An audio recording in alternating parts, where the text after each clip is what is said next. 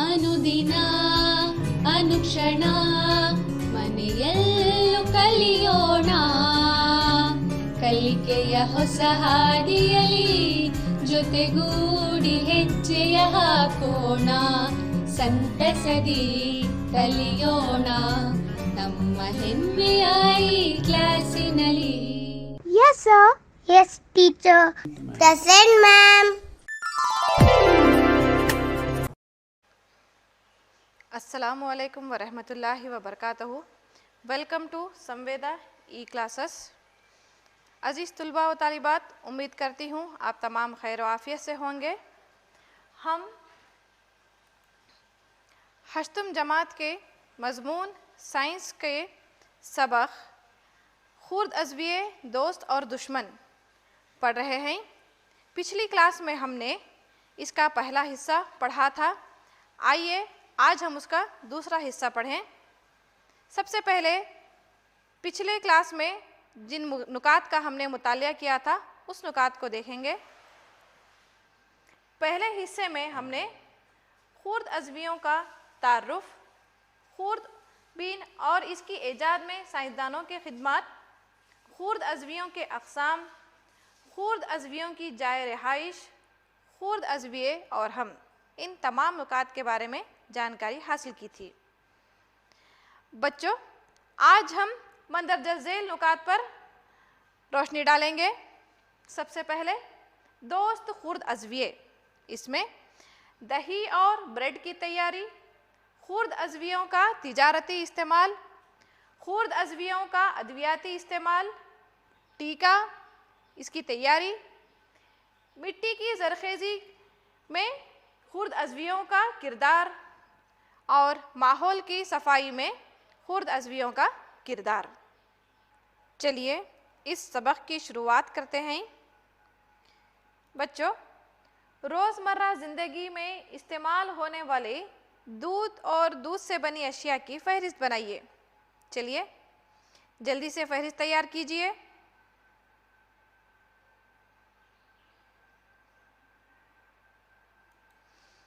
तो बच्चों, आपने क्या क्या लिखा है? दूध और दूध से बनी अशिया. सबसे पहले आती है दही, छाछ, मस्का, घी, चीज़, पनीर. ये तमाम रोज़मर्रा इस्तेमाल होने वाली दूध से बनी अशिया हैं. दूध और दूध से बनी अशिया का इस्तेमाल हम 5000 साल क़ब्ल से करते आ रहे हैं. दूध से बनी अशिया में हम सबसे ज़्यादा इस्तेमाल दही का करते हैं. दही की तैयारी में खुर्द अज़विये अहम किरदार अदा करते हैं. आइए इन खुर्द अज़वियों के बारे में मालूमात हासिल करें. हम रोज़ दही खाते हैं और कई पकवानों में भी दही का इस्तेमाल करते हैं. क्या आपने गौर किया है कि आपकी अम्मी रात में दूध में 1 चमचा दही डालकर ढक कर रख देती हैं और सुबह तक सारा दूध दही में तब्दील हो चुका होता है. दूध में कई खुर्द अज़विये मौजूद होते हैं. क्या आप दूध को दही में तब्दील करने वाले खुर्द अज़विये का नाम बता सकते हैं? जी हाँ, बिल्कुल सही जवाब, लैक्टोबैसिलस.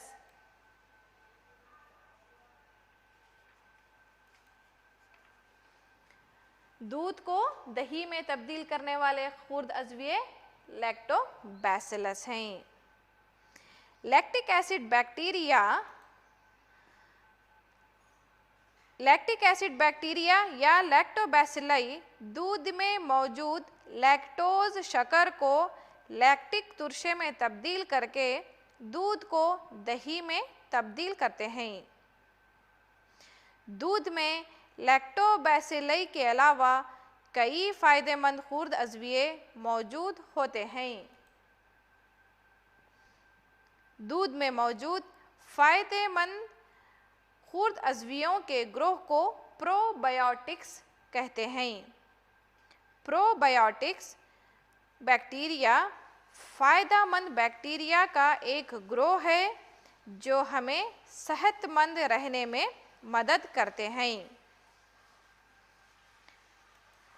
बच्चों, जब हम डॉक्टर के पास बदहज़मी या पेट दर्द के इलाज के लिए जाते हैं तो डॉक्टर हमें दही और छाछ के इस्तेमाल की सलाह देते हैं, क्योंकि इनमें मौजूद बैक्टीरिया हमारे निज़ाम हाजिमा की सेहत बहाल रखने में मदद करते हैं।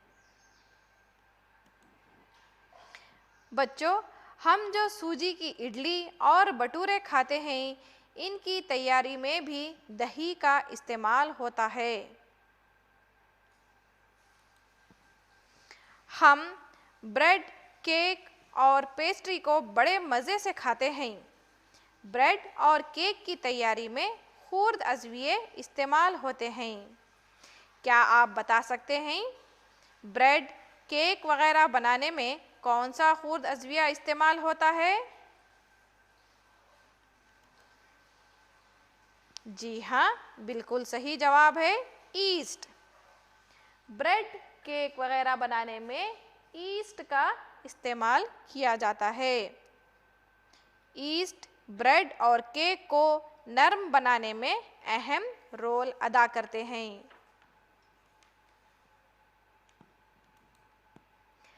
बच्चों, इन तस्वीर पर गौर कीजिए। पहली तस्वीर में आधा किलो मैदे के आटे में थोड़ी शक्कर और ईस्ट को मिलाकर नीम गर्म पानी से गूंथा गया है। 3 से 4 घंटे रखने के बाद अगर आप देखेंगे तो ये आटा फूला हुआ नज़र आता है, जो तस्वीर 2 में दिखाया गया है। इस तरह आटा फूलने की क्या वजह हो सकती है?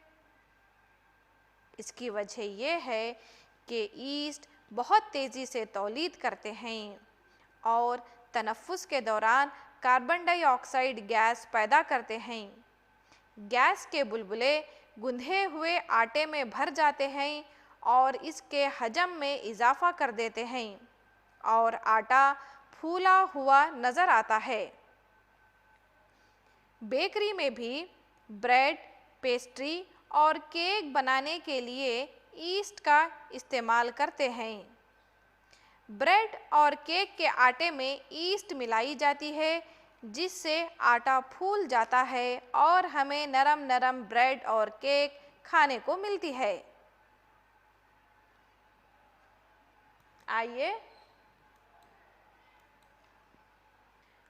आइए अब हम खुर्द अज़वियों के तिजारती इस्तेमाल के बारे में मालूमात हासिल करें। बड़े पैमाने पर अल्कोहल, शराब, एसिटिक एसिड, सिरका या विनेगर बनाने में खुर्द अज़वियों का इस्तेमाल किया जाता है। गेहूँ, चावल और फलों के रस में मौजूद कुदरती शक्कर में ईस्ट को उगाया जाता है, जिससे तिजारती पैमाने पर अल्कोहल और शराब तैयार की जाती है। एक सरगर्मी को अंजाम देते हुए हम शराब की तैयारी और अमले तख़मीर को समझेंगे। इस सरगर्मी को अंजाम देने के लिए दरकार अशिया हैं: 2 टेस्ट ट्यूब्स जिन पर A और B मार्क किया गया हो, नीम गर्म पानी, 2 गुब्बारे, चमचा, ईस्ट और शक्कर। अब दोनों टेस्ट ट्यूब्स में 10 ml नीम गर्म पानी लीजिए और दोनों टेस्ट ट्यूब्स में चमचे की मदद से शक्कर डालिए। इसके बाद ईस्ट को सिर्फ टेस्ट ट्यूब B में मिलाएं। इन दोनों टेस्ट ट्यूब्स के ऊपर गुब्बारा या बलून लगाइए। दोनों टेस्ट ट्यूब्स को अच्छी तरह हिलाइए ताकि शक्कर और ईस्ट पानी में घुल जाएं। 2 घंटे तक इन टेस्ट ट्यूब्स को रख दीजिए। 2 घंटे बाद क्या होगा हम देखेंगे।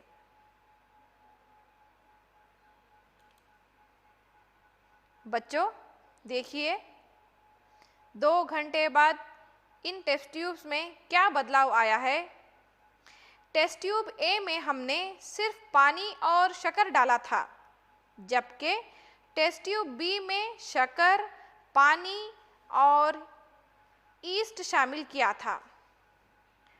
टेस्ट ट्यूब बी का गुब्बारा फूला हुआ है, आप देख सकते हैं। इस गुब्बारे के फूलने की क्या वजह हो सकती है? ईस्ट शक्कर को अल्कोहल में तब्दील कर चुकी है। ईस्ट शक्कर को अल्कोहल में तब्दील कर चुकी है और जिसके नतीजे में कार्बन डाइऑक्साइड गैस खारिज हुई है। ये कार्बन डाइऑक्साइड गैस इस गुब्बारे में भर गई है और इसीलिए गुब्बारा फूल गया है। अब इस गुब्बारे को निकालिए जिसमें कार्बन डाइऑक्साइड गैस भरी है। इस कार्बन डाइऑक्साइड गैस को चूने के पानी से गुजारने पर सफ़ेद प्रेसिपिटेशन बनता है। अब टेस्ट ट्यूब बी को सूंघिए। इस महलूल को सूंघने पर मुझे शराब या अल्कोहल की बू आ रही है। इस महलूल में मौजूद शक्कर अल्कोहल में तब्दील हो चुकी है, इसीलिए अल्कोहल की बू आ रही है। अब आप आसानी से तख़मीर की तारीफ लिख सकते हैं। तख़मीर किसे कहते हैं? शक्कर का अल्कोहल में तब्दीली का अमल तख़मीर कहलाता है। इस अमल तख़मीर में अल्कोहल के साथ एक गैस भी पैदा हुई है और इस गैस का नाम है कार्बन डाइऑक्साइड गैस।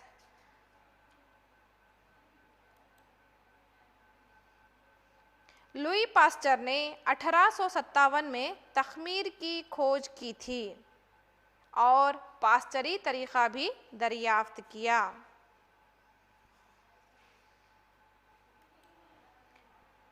आइए बच्चों, अब हम खुर्द अज़वियों के अद्वियाती इस्तेमाल पर मालूमात हासिल करें।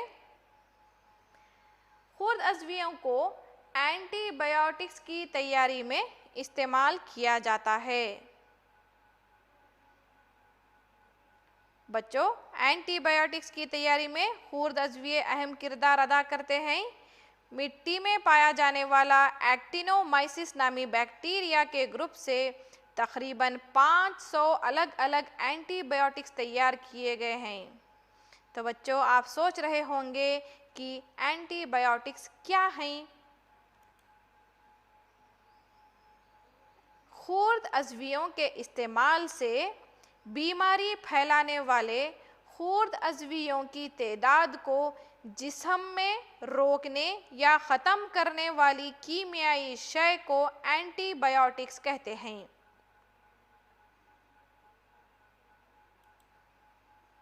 जब कभी आप बीमार हो जाते हैं तो डॉक्टर आपको एंटीबायोटिक गोलियां, कैप्सूल या पेनिसिलिन का इंजेक्शन देता है। इन दवाओं के ज़राए खुर्द अज़विये हैं। ये दवाएं बीमारी फैलाने वाले खुर्द अज़वियों को ख़त्म कर देती हैं या इनकी नमू को रोक देती हैं। इस किस्म की दवाएं एंटीबायोटिक्स कहलाती हैं।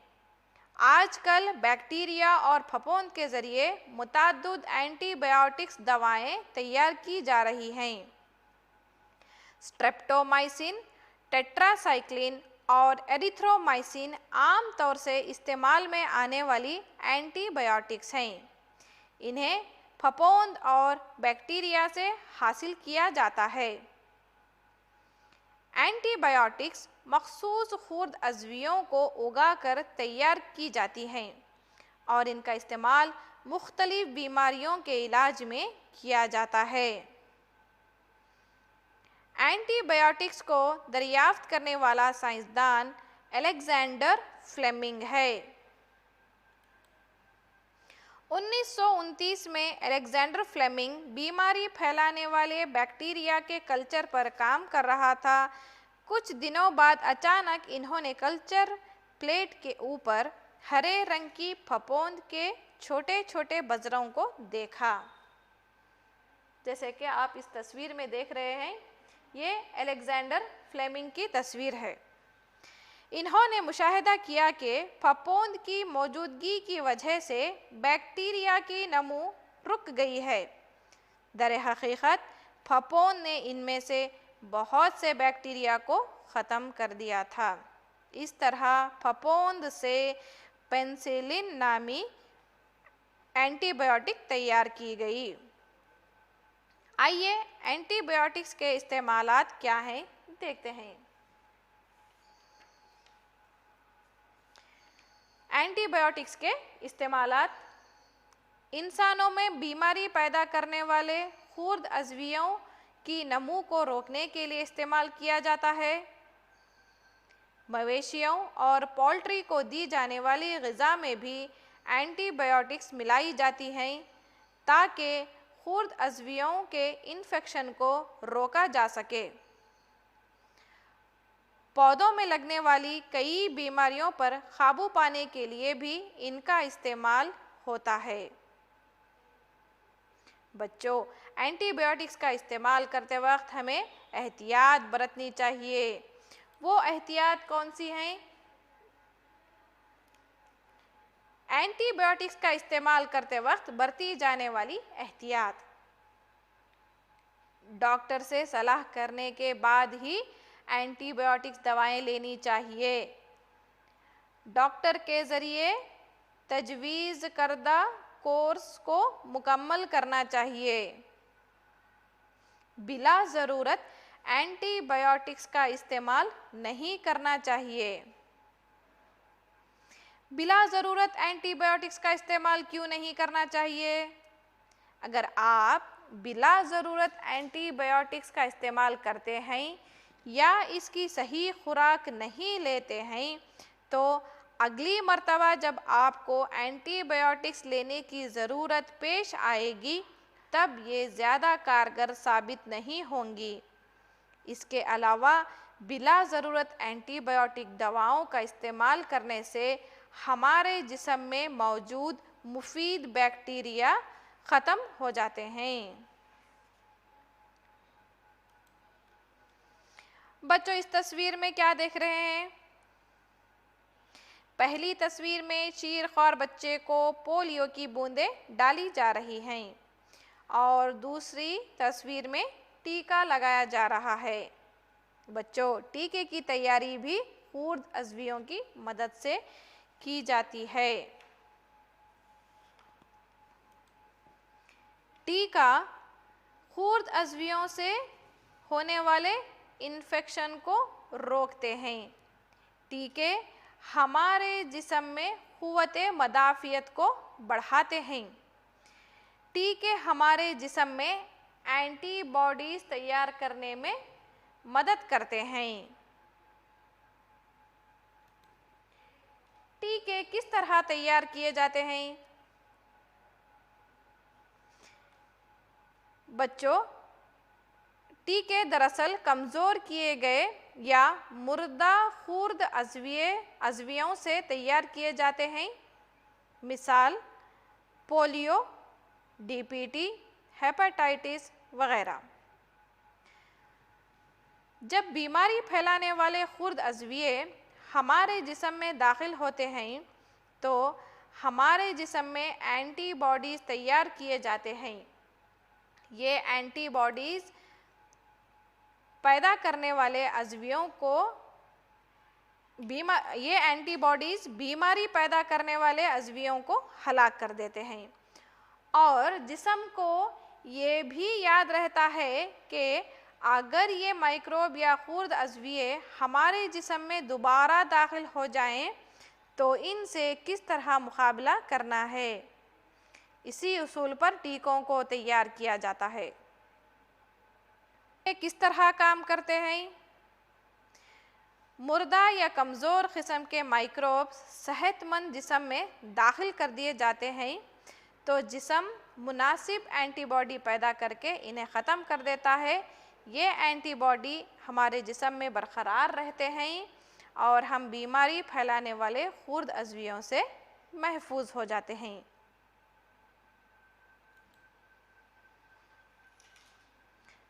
बचपन में भी आपको कई बीमारियों से हिफाजत के लिए टीके लगाए गए होंगे। आपके वालिदैन से मालूम कीजिए कि आपको कौन कौन सी बीमारियों के टीके लगवाए गए हैं। सभी बच्चों को बीमारियों से महफूज रखना ज़रूरी है। ज़रूरी टीके नज़दीकी अस्पतालों में दस्तयाब रहते हैं। आपने पल्स पोलियो प्रोग्राम के तहत बच्चों को पोलियो से महफूज रखने के लिए टेलीविज़न या अखबारों में इश्तिहारात देखे होंगे। अक्टूबर 24 को पल्स पोलियो दिन मनाया जाता है।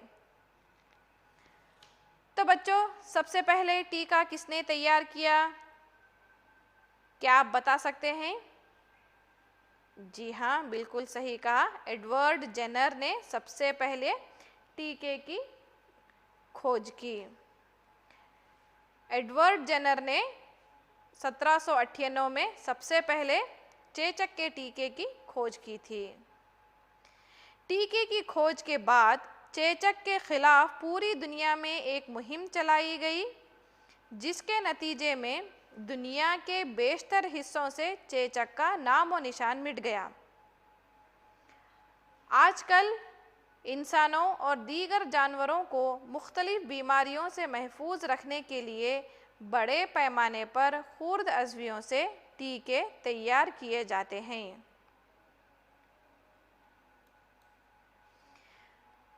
इस तस्वीर पर गौर कीजिए। दो दाला पौधों की जड़ों में राइजोबियम नामी बैक्टीरिया मौजूद होते हैं। ये बैक्टीरिया इन पौधों की जड़ों में रिहाइश पाते हैं और कुर्रे बाद में मौजूद नाइट्रोजन का तयन करते हैं, जिससे मिट्टी में नाइट्रोजन की अफरात हो जाती है और मिट्टी की ज़रख़ेज़ी में इजाफ़ा होता है।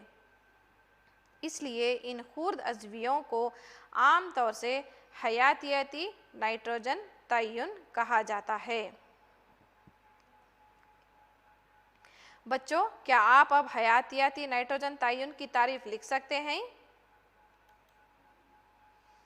ऐसे खुर्द अज़विये जो कुर्रेबाद में मौजूद नाइट्रोजन का तयन करते हैं और मिट्टी में नाइट्रोजन का अफरात और ज़रख़ेज़ी में इजाफ़ा करते हैं, हयातियाती नाइट्रोजन तयन कहलाते हैं। इसके अलावा नॉस्टॉक, जो एक नीली सब्ज़ अलगई है, आम तौर पर पानी में और मिट्टी में पाए जाते हैं।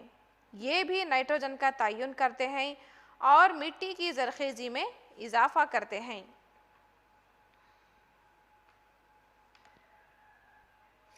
बच्चों, आपने नामियाती मादा जैसे पौधों के पत्ते और बाज़ औक़ात मुर्दा जानवरों को सड़ते गलते देखा होगा। आप ये भी देखते हैं कि कुछ वक्त के बाद वह गायब हो जाते हैं।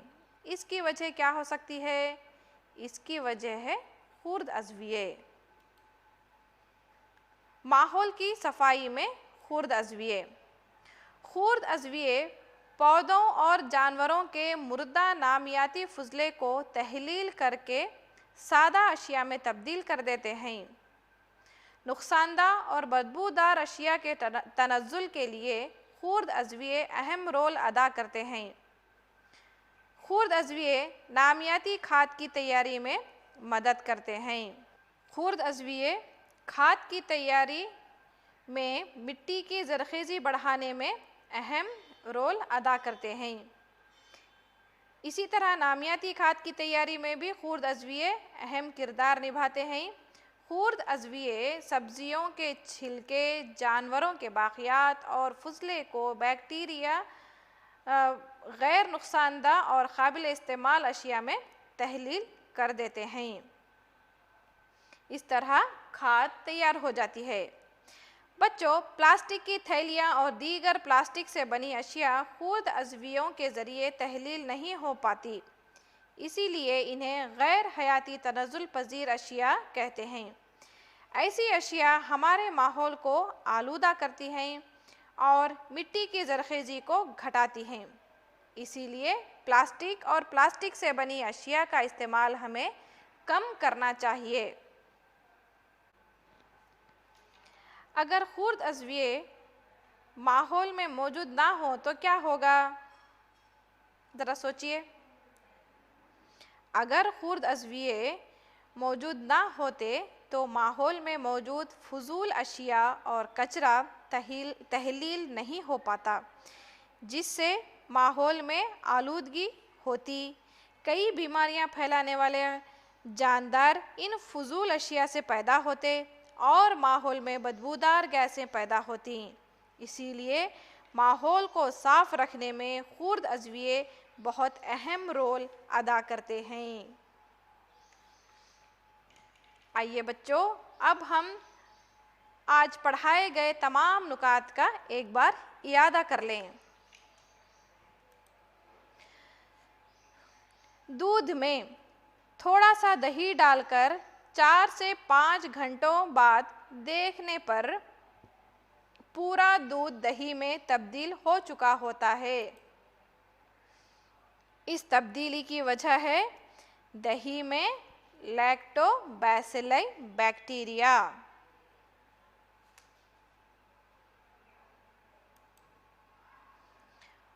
मुर्दा जानवर सड़ते और गलते हैं। थोड़े दिन बाद इनकी हड्डियां बच जाती हैं। इसकी वजह है मिट्टी में मौजूद खुर्द अज़विये। इस तरह खुर्द अज़विये माहौल को साफ रखते हैं। पतझड़ के मौसम में पेड़ पौधों से पत्ते झड़ जाते हैं। कुछ दिन बाद ये झड़े हुए पत्ते सड़ गल कर तहलील होकर गायब हो जाते हैं। इसके जिम्मेदार भी मिट्टी में मौजूद खुर्द अज़विये हैं, जो माहौल को साफ रखने में मदद करते हैं। इसी तरह खाने की अशिया भी सड़ती, गलती और तहलील हो जाती हैं। इसके जिम्मेदार भी खुर्द अज़विये हैं। हम जो बहुत शौक़ से केक खाते हैं, कितना नरम होता है। इसी तरह ब्रेड, वो भी कितनी नरम होती है। इनको बनाते वक्त ईस्ट मिलाया जाता है। बेकरी की अशिया की तैयारी में ईस्ट मिलाया जाता है, जिससे ये केक और ब्रेड नरम बनते हैं। हम बीमार होने पर गोलियां खाते हैं, एंटीबायोटिक्स का इस्तेमाल करते हैं। एंटीबायोटिक्स की तैयारी में खुर्द अज़वियों को इस्तेमाल किया जाता है। टीके की तैयारी में भी खुर्द अज़वियों को इस्तेमाल करते हैं। अल्कोहल की तैयारी में शक्कर को अल्कोहल में तब्दील करने के लिए ईस्ट की मदद ली जाती है। चंद बैक्टीरिया माहौल में मौजूद नाइट्रोजन की तस्बियत करते हैं और ज़मीन की ज़रख़ेज़ी को बढ़ाते हैं।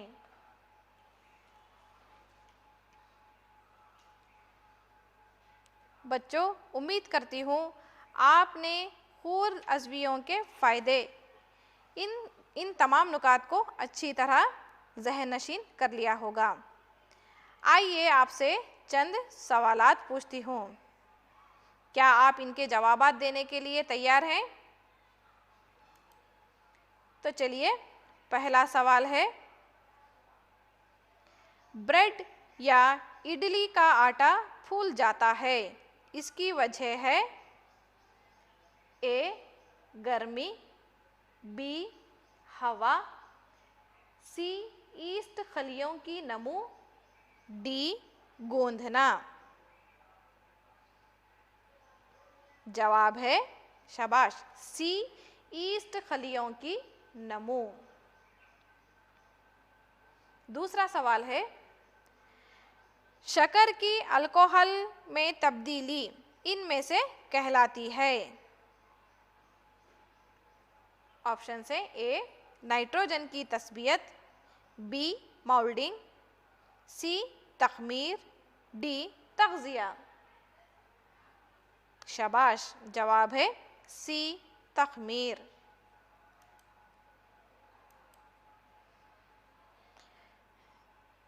चलिए बच्चों, अब आपके लिए घर पर काम है। इन सवालात के जवाबात आप कापी में लिखिए। पहला सवाल है, दूध को दही में तब्दील करने वाले खुर्द अज़विये का नाम बताइए। आम जुकाम के लिए एंटीबायोटिक्स कारगर नहीं, क्यों? खुर्द अज़वियों के फ़ायदे पर मुख्तसर नोट लिखिए। बच्चों, अब तक हमने खुर्द अज़वियों के फ़ायदे के बारे में मालूमात हासिल की हैं। अगले क्लास में खुर्द अज़वियों, नुकसानदा खुर्द अज़वियों के बारे में मालूमात हासिल करेंगे। शुक्रिया।